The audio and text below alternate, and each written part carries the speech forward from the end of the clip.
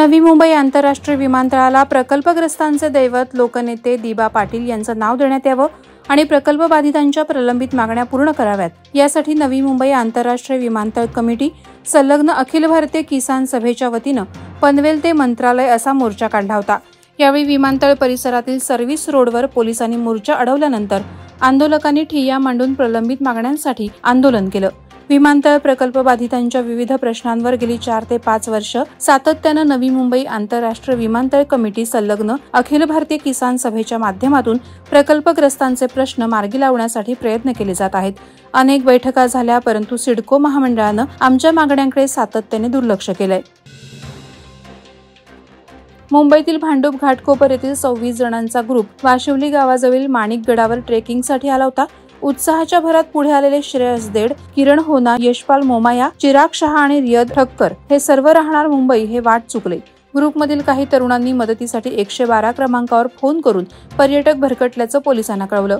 Police निरीक्षक संजय बांगर हे police पथकासह तातडीनं माणिकगड किल्ला परिसरात हजर झाले। पोलीस पथकानं संध्याकाळी भरकटलेल्या 5 तरुणांना शोधून त्यांना सुखरूप गडाखाली आणलं। याबाबत पोलिसांचं कौतुक होत आहे। रात्रीच्या अंधाराचा फायदा घेऊन गुरे चोरणाऱ्या टोळ्यांनी जिल्ह्यात हैदोस मांडलेला असतानाच नागोठणे पोलिसांनी 2 दिवसात 2 वाहनांवर कारवाई करत जनावरांची वाहतूक करणाऱ्या दोघांसह एक आयशर टेम्पो, एक पिकअप जीपसह चोरीच्या 14 म्हैशी, 5 गायींसह एक बैल जप्त केला। मुंबई गोवा महामार्गावरील नागोठणे जवळ कामत हॉटेलजवळ संदीप पाल व 41 राहणार विरार हा पिकअप जीपमध्ये 5 गाय, 1 वासरू यांना दाटीवाटीनं भरून त्यांची क्रूरपणे वाहतूक करत होता। त्यातील एक गाय पिकअप जीपच्या खाली पडून जखमी झाली। काही दक्ष नागरिकांच्या सतर्कतेमुळे हा प्रकार उघडकीस आला।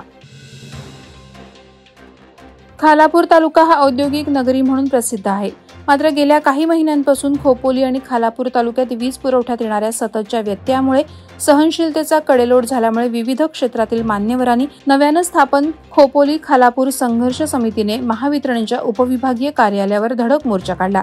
यावेळी ज्येष्ठ नेते उल्हासराव देशमुख यांच्या उपस्थितीत मोर्चेकऱ्यांनी महावितरणचे उपविभागीय अभियंता सतीश गढरी यांना कार्यालयातच घेरून महावितरणच्या अकार्यक्षमतेसह भ्रष्टाचार, हलगर्जीपणा यांचे वाभाडे काढले।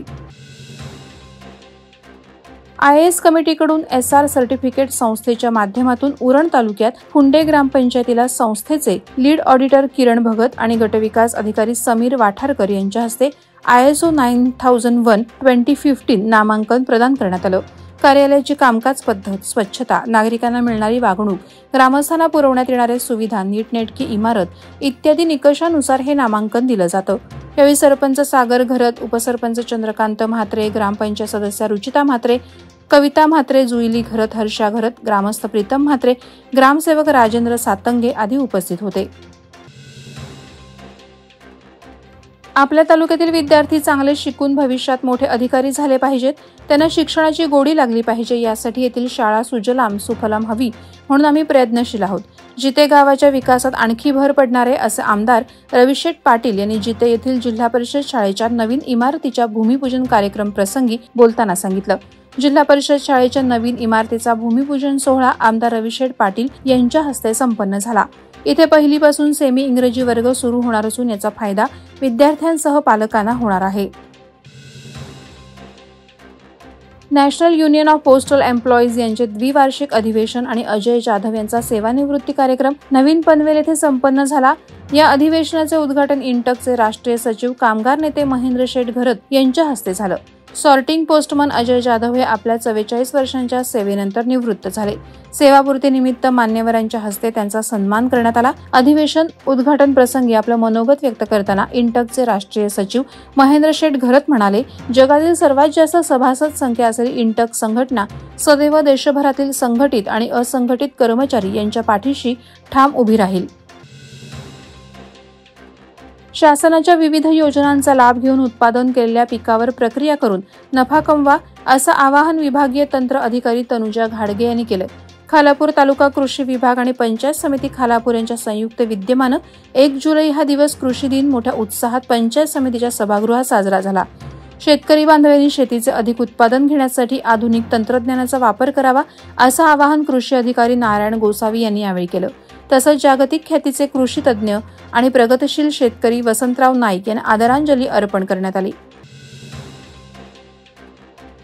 कार्यकारी संचालक श्री शिवकुमार सुंदरम, प्रसिद्ध निर्माते Siddharth Roy Kapoor, producers guild of इंडियाचे शिबाशिष सरकार यांनी OTT आवृत्तीसह TOIFA पुरस्काराची घोषणा नव्यानं केली आहे. TOIFA चा मुख्य उद्देश अभिनय, सामग्री निर्मिती आणि हिंदी चित्रपट आणि मालिकांमधील सर्वोत्कृष्ट प्रतिभेचा उत्सव साजरा करणं आणि त्यांचा सन्मान करणं हा आहे.